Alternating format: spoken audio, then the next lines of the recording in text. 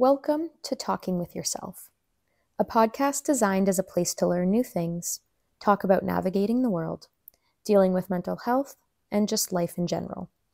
I'm your host, Sam Preston, and thank you so much for being here. Now, let's get into it.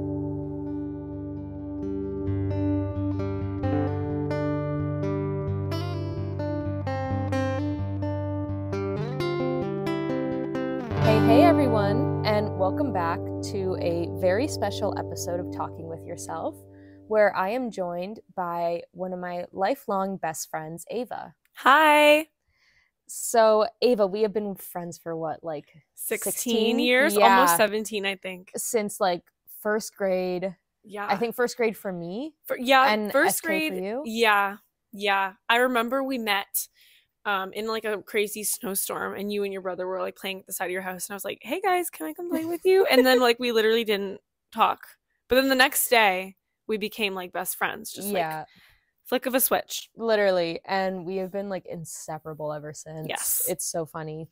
We've like been through it all. My god. Yeah, we went through high school together. That in itself is its own. And elementary, high school, literally everything. And we're like pretty much neighbors, like, yeah. I mean, with the exception of school, we see each other every day. Yes, when we were in summer camp, when we were a lot younger, we would tell our guidance counselors that we were sisters, and they actually believed us for quite a while. Yeah. I don't know how we got away with that. I don't know either. We got in trouble for that, though, we did. We did. Somebody outed us.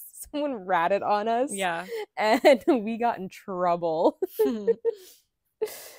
So we've been through it all together, including what we're planning on talking about on this podcast episode today, and that is your journey with lupus. Yes. So I was diagnosed with lupus last year, so that would be 2023 February. It was definitely hard hearing that news. I definitely knew something was wrong with my body. Prior to that year, I was having like really, really severe inflamed joint pain. And I just thought it was because I was lifting heavy in the gym. I'm a pretty small individual myself, so I was thinking maybe I'm just lifting too much. And my mom was like, hey, like we have to go get blood work. We have to go get this tested. And I told her I was getting blood work done, but I have an insane, huge fear of needles. So I was like, yeah, Mom, I got it done. They said it's fine. And one day I was in my room, and she's like, you haven't been eating lately. Like, what's going on? I was like, Mom, I just feel so sick. Like, I literally can't stay awake for like more than an hour. I'll get like great night's sleep, but I'll like wake up, no energy, no appetite, joint pain from my skull to my toes, like literally in my brain. So she came with me to get blood work done because she found out that I was lying to her. Yeah, lying to her. And the results came back, and they were like, you actually have systemic lupus, SLE, which is actually the most severe form of lupus. There's a couple different kinds. I remember like when you were having really bad arthritis, like you were walking down my basement stairs struggling. Yeah. And I think that was at the point where you were like, everybody keeps saying it's just because I'm lifting heavy, and I'm so fed up with it because it's not. Yeah. And I definitely knew that there was much more to just lifting heavy. I just didn't want to know what it was. I was too scared. Even it got to points where I couldn't even click the buttons on my phone or like open up my toothpaste cap. Couldn't do any of that. Yeah, it was bad. Yeah. I remember like coming, because I was at school, so I was like an hour and something away when you were kind of going downhill, and I remember coming back to like a completely different person. Yeah. I've been completely different from you are now too, obviously. Yeah. But yeah, I remember like when we like hang out a lot of the time, it's like, oh, like let's go down to the basement, or like let's go and get McDonald's, and then maybe we'll do this and we'll watch a movie and we can go on a walk. And like I think we hung out for like an hour, and we just kind of sat on the couch like talking a little, and then you were like, I'm tired, like, yeah. And I got a call with my doctor, and it was like, complete 180 from what we're usually like. Exactly. And I remember when after my diagnosis, and when I was in and out of the hospital a lot and getting lots of treatments done, one of the first weeks that I was like out of the hospital and just recovering and resting at home, I remember Sam and I went out to breakfast that day. And we had to leave somewhat early. We had plans to do something afterwards, but I was like, Sam, like, I can't do this. And she literally had to hold my hand and help me walk up straight back to the car because I would have literally passed out if I were to walk back to the car by myself or fell over or something. Yeah, it was a long process for It you. was It for was sure. definitely hard. For sure. What was the process like? Obviously, it was long and it wasn't easy. What were you doing? What were you going through? Okay, yeah. So it was definitely a super long process. I was super depressed during the time and even prior. And like I mentioned before, with my joints being so sore, like I was literally like 19, 20 years old, but I felt like I was in a 90-year-old woman's body. Like I was just so dependent on everybody to do literally anything for me. I couldn't do anything for myself. And I'm very thankful that my mom came with me and forced me to get the blood work that was needed done, or else who knows, like if I would have even got that done to this day. Yeah, because I you're like deathly afraid of I am needles. deathly afraid of needles. Like I have to like lay down and I will just sweat and cry and get dizzy when I have to get needles. I'm so scared of needles. And another thing to quickly add is that I lost a lot of my hair. A lot of it was falling out. I don't necessarily know if it was due to all the medications that I was on or if it was just due to lupus, but I do know that most people who have lupus experience a lot of hair loss. Like I had like bald spots and stuff going on. Yeah, your hair got like super thin. I Yeah. remember that. Yeah. Thankfully it's growing back now, but what I did do is I invested in a very expensive, like real human hair wig that looks just like my own hair. So that made me feel like comforted to know that I have that option if I want to have a full head of hair one day. And then once my hair grew back, I really just started getting into more wigs. So I just bought a whole bunch of like more cheap plastic, colorful ones that I wear every now and then just for fun. And I do it with lots of makeup too. So I have lots of fun with my look on a day to day basis. But yeah, like I said, I was very depressed. I did have so much support from my family and my friends, which I'm very grateful for. And the recovery, not even recovery, I can't say recovery because lupus stays in your body forever. It's incurable and it's chronic. There are times where you are feeling better. Like today, I'm actually having a great day. And this entire week, actually, I've been feeling really well. So when you're not feeling great, it's called a flare up where you may have headaches, you may have burning lungs, which is a symptom that I do get quite often. Arthritis pain, of course. The worst thing ever, like this is worse than the arthritis for me, is brain fog. Like when I have to go to work or when I have to go to school and I have brain fog. Brain fog is just the worst when I'm at school or at work because like I'm just so much slower than I usually am. And another thing going along the lines of school, I was studying at school, exercise science. I was studying exercise science, and I had to withdraw from my program that I was almost done. I was in my very last semester of that program. I had to withdraw and take care of my health because that was during my diagnosis. So it was really unfortunate to see all of my classmates graduate, and I had to redo it next year and graduate with a whole different class that I didn't even get the chance to know. Yeah, that's definitely hard because it's like you worked so long, and obviously, like your health is the most important, but Yeah. that doesn't make it any less like crappy to have to like graduate with strangers essentially. Yeah. With the brain fog, for people who don't know, how would you even describe it? Like, It literally feels like there is a big cloud in your brain. Like you definitely can't think clearly, or it's honestly, this is the best description I can give for it. It's like if you were hungover, like severely hungover and drunk for however long the brain fog lasts, but without like the fun of being drunk. Like you don't feel funny, you don't feel happy or like it's like when you're whatever. like miserable drunk. Yeah, you're just like a miserable drunk and you just can't nothing's clear to you.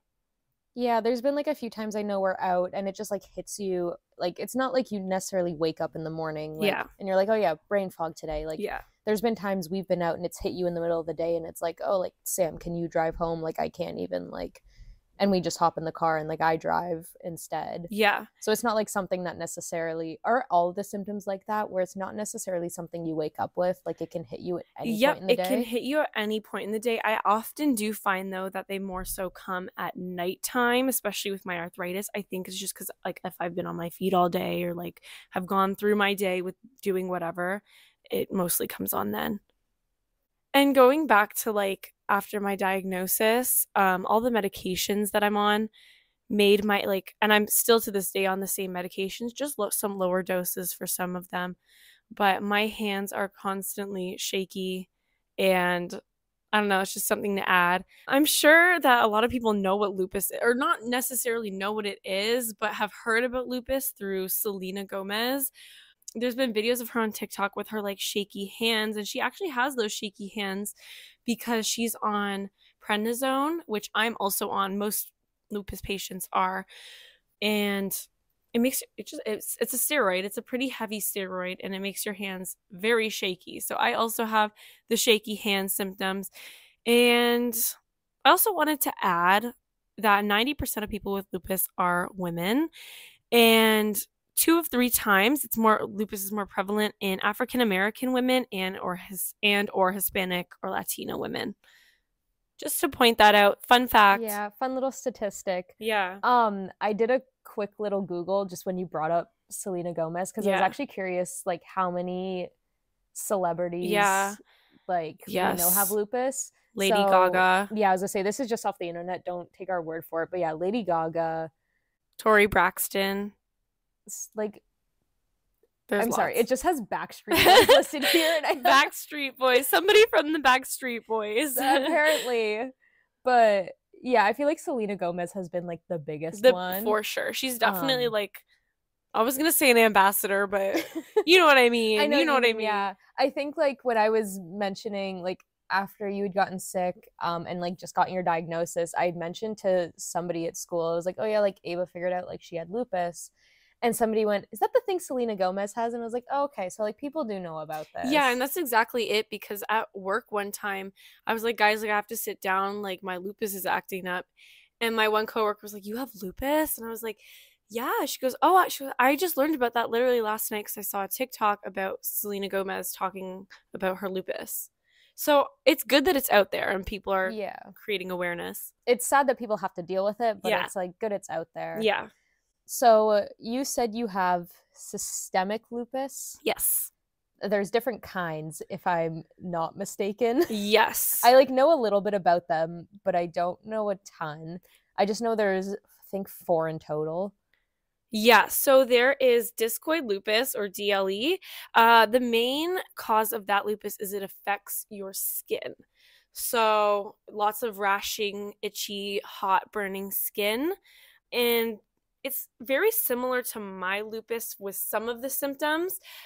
It's a little less severe, although people have it differently. Maybe somebody with discoid lupus could have it worse than me.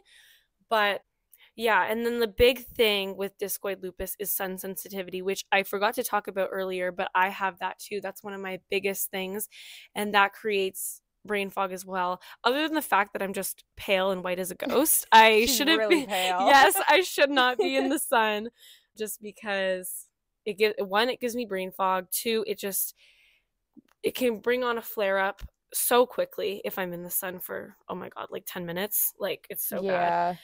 Another one is drug-induced lupus, and that one's triggered by certain drugs, and it stops when a person stops taking the drugs. And I'm actually not too sure.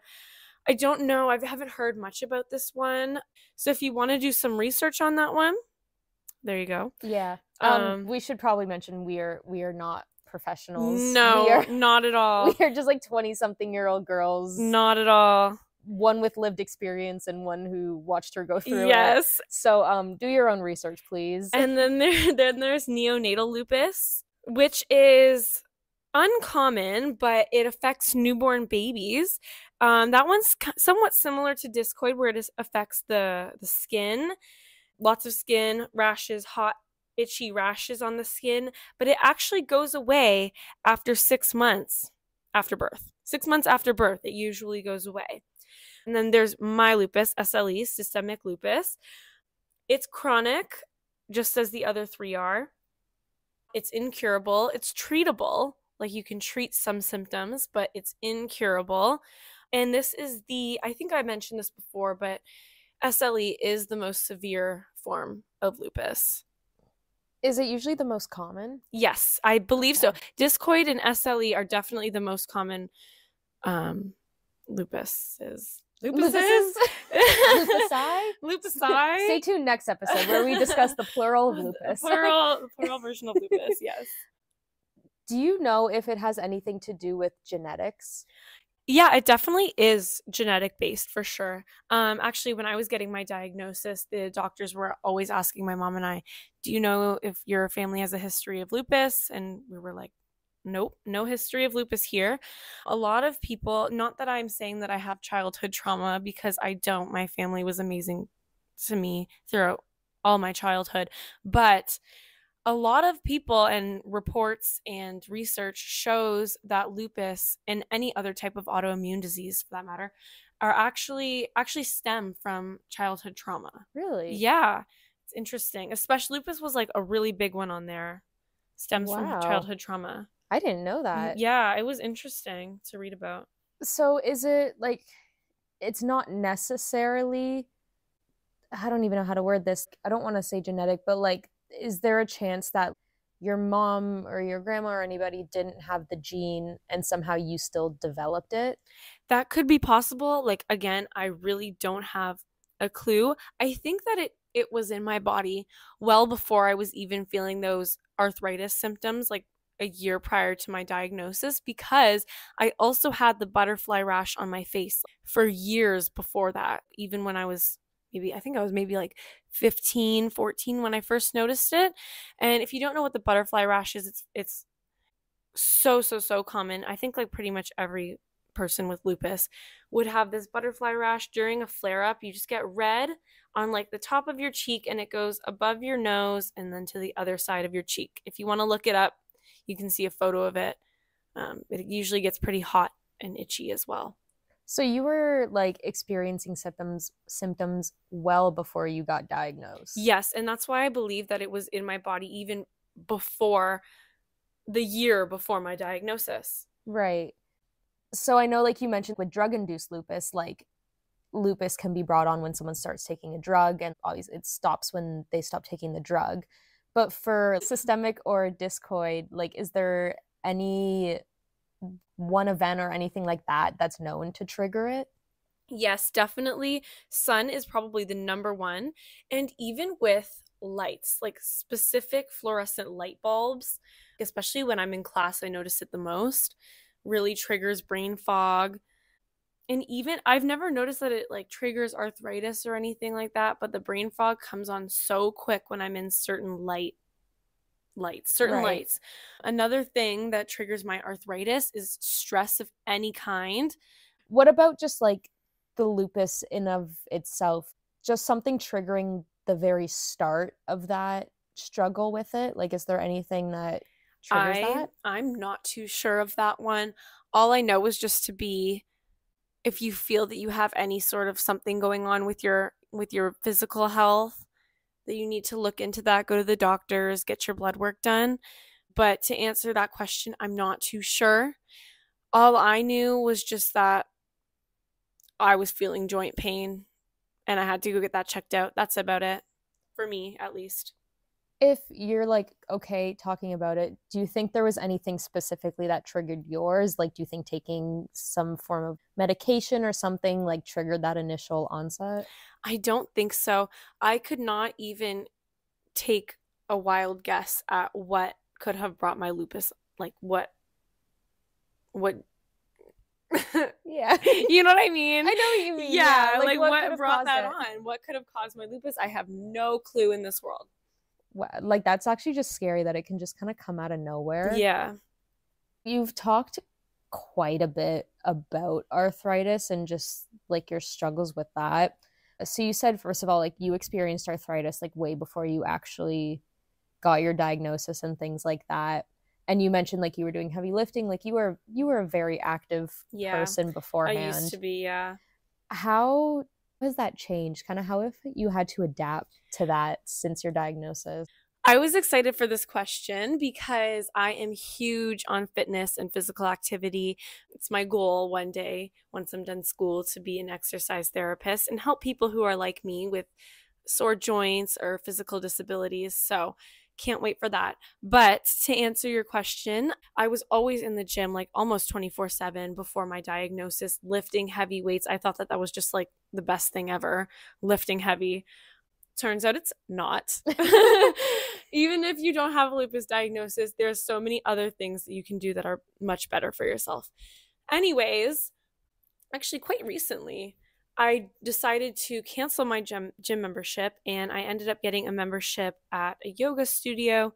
So I'm now doing yoga and different forms of stretching, which really, really help my pain, just even with just my mental state and my well-being. And I found that I have had so many less flare-ups and triggers since I've been starting yoga. And I've also been doing like, so if I want to do like a strength-based workout, I now do aerial hoops as well. So that's like so much strength work there with just lifting yourself up on the hoop, getting yourself to spin, turning upside down, and it's all body weight exercise too. So I'm not really lifting anything that's too heavy for me. Yeah, I was honestly gonna say that I think you're arguably more, you're arguably stronger now than you were back when you were doing like deadlifts and like powerlifting and all of this stuff. Because like I've seen some of the videos of you doing like your aerial stuff, and it's like, guys, I'm sorry for this language, but it's fucking impressive. Thank you. Like there is so much like strength that goes into that. It's actually insane. Yeah, it's very fun. It's a very fun pastime, and it's good for you. How do you kind of adapt on those days that you have those flare-ups? How do you handle those if you're like, oh, today I'm going to go do some yoga and I'm going to go do this and this, and you kind of, you know, halfway through the day or you wake up or something and you're like, I'm not feeling the best? Yeah, though that happens often. Like I was mentioning earlier about like what triggers flare-ups, I forgot to mention what you eat. So I always try my best, although I have the biggest sweet tooth, and who doesn't love a McDonald's burger? Oh yeah. But but I do try my best to eat as healthy as I can with lots of fruits. Also, if you have an autoimmune disease, don't eat peppers. Oh, really? They're really bad for you and can trigger flare-ups very easily. Anyways, what was the question? How do you deal with the oh, right. Yeah. Yeah. So my mom is definitely the biggest like motivator and supporter in my life for sure. Like they're like literally I think it happened 2 days ago, and I was like, oh my god, like I just can't get up. I'm too sore. I don't want to go. I don't want to do anything. I just want to lay in bed all day. She's like, well, you already have a yoga class booked for the day. She's like, why don't you just go in, do what you can, let your instructor know that you're not feeling your greatest, and just do what you can. You always feel better after yoga. So I was like, you know what? Like, I guess so. Like, I'll do that. Do what I can. I come back for my day. I'll just have a shower and just lay down the rest of the day. Turns out my mom is right, as always. I went to my yoga class. I felt instantly better, and it actually very much decreased the pain that I was having that day. I took a bath after I got back, and I was able to go on with my day and run some errands that I've been meaning to do. So, wow. Yeah, which I was not planning on doing when I first woke up. Because when I first woke up, I just didn't want to get up at all. That's so nice. I feel like it's so important. I think I preached this a little in my first episode. Maybe I'm not remembering correctly, but like having a support system is like the best feeling ever. And sometimes it's just that little push you need. Exactly. Because like, yeah, there are sometimes you just want to lay in bed and like you do just kind of need to like throw the covers over your head and just like rot and just be dead to the world. But then I feel like there's those days where you feel like that, but when you're pushed to get up and do something, you're actually like, okay, like it's not as bad as I thought it would be. Like maybe I did just need that push. Exactly. You really just need somebody to be there to support and motivate you for sure. And I know like your mom was super, I mean, part of it was like you were sick and couldn't do it all on your own, but I know your mom was a super big part of you getting diagnosed and like talking with doctors and figuring things out. Yeah. I remember like when I was at your house, I think it was that same hangout I mentioned earlier when we were talking, but like you had a call with the doctor and you just kind of like sat there and your mom was your like biggest advocate of like asking so many questions to the doctor of like, okay, so what does this mean? And he'd give like a result to something. She'd go, okay, so what's the next step? What's this mean? What's this mean? Like, she was a really big advocate. Yeah, for sure. For sure. And like even like my mom, like going back to my mom and like what she's done for me and is still doing for me, even at times like back when I was really sick, she took like 2 months off of work and she would spend time with me. She would hold my arm and we would go on walks around the block. That was my exercise, was going on walks around the block. That's all I could do. And even at that point, the fact that I went from somebody who could work out for 2 hours straight and still be down to do more to somebody who could walk around the block only and get winded at a half point and need my mom to help me stand up, that was really, really hard on me. And I'm sure it was hard on her too, but I'm very thankful that she was there to support me through that. And I got through that and I'm doing a lot better now and I'm doing a lot more physically and actively, more activity now. Yeah, and it's definitely something to be proud of, to have that progress from where you were then to where you are now. Exactly. Yeah. And like not every day is going to be perfect. You mentioned like flare-ups can come and go as they wish. Yeah. But you kind of work with what you can and like everything like that. Are there any days you've had where it like almost feels like you've been thrown right back to that moment when you first got sick, when you were like really sick? I want to say both yes and no, because since like last year in the summertime after my diagnosis was like, I knew what it was. I understood what my body was doing to itself, which was attacking itself, by the way. I don't think we touched base on that. I was going to say, did we ever talk about what lupus actually is? No, like what it is. Sure, maybe we should touch on that a little. Okay.